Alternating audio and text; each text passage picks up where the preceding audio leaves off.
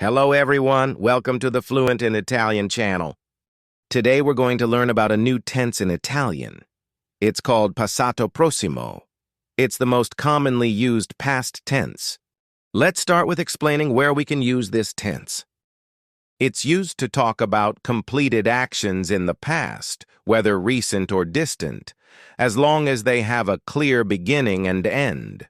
It is used for events that are finished and no longer ongoing. It can also describe a specific period of time that has not yet ended, or an action that happened a long time ago, but still has effects on the present. So we said completed actions with a clear beginning and end. As an example, we can say, Ho finito I compiti. I finished my homework. Also, we talked about a specific time frame that has not yet ended. As an example, Questa settimana ho bevuto solo 5 caffè. this week I've only drunk 5 coffees.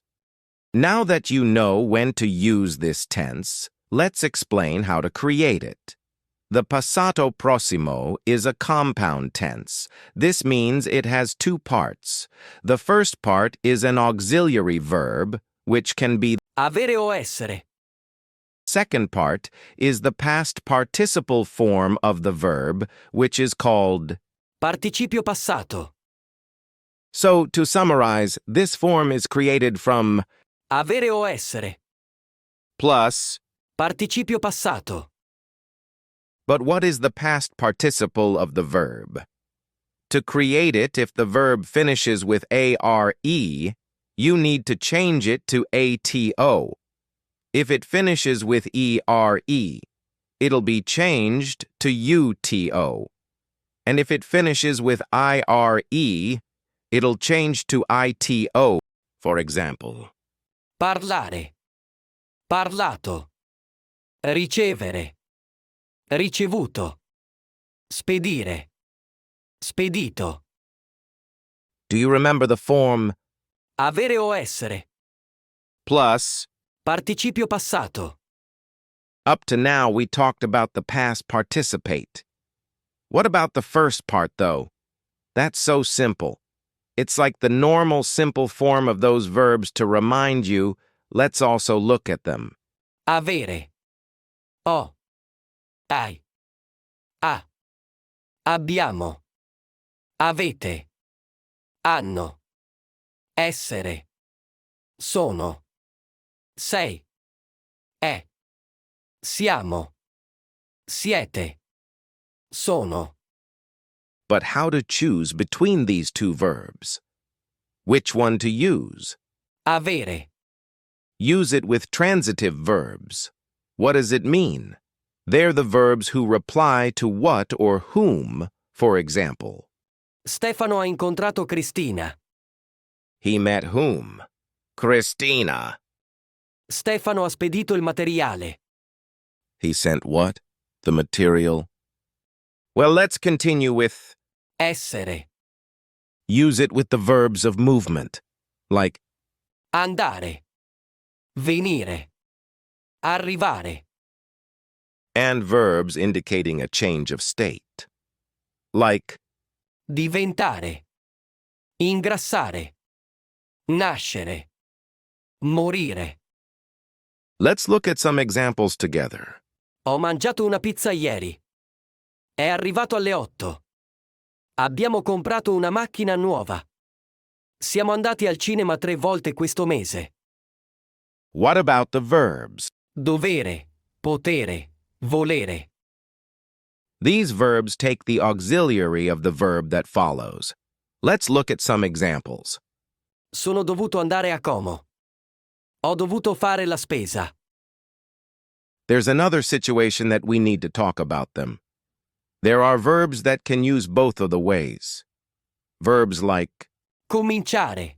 Finire. Cambiare. Aumentare.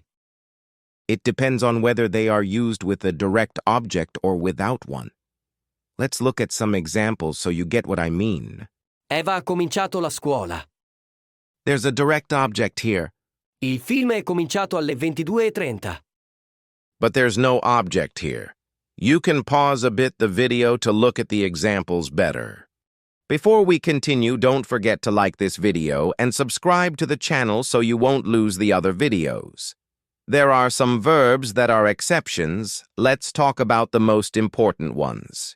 Fare. Fatto. Dire. Detto. Leggere. Letto. Scrivere. Scritto. Cuocere. Cotto. Rompere. Rotto. Aprire. Aperto. Offrire. Offerto. Coprire. Coperto. Morire. Morto. Piangere. Pianto. Spegmere. Spento. Spingere. Spinto. Vincere. Vinto. Scegliere. Scelto. Togliere. Tolto. Perdere. Perso. Correre. Corso. Ridere. Riso. Uccidere. Ucciso. Decidere. Deciso. Perdere. Perso. Accendere. Acceso. Spendere. Speso. Offendere. Offeso. Mettere. Messo. Succedere. Successo. Muovere. Mosso. Rimanere. Rimasto. Chiedere. Chiesto. Vedere. Visto. Proporre. Proposto. Rispondere. Risposto. Let's finish the lesson with a quiz.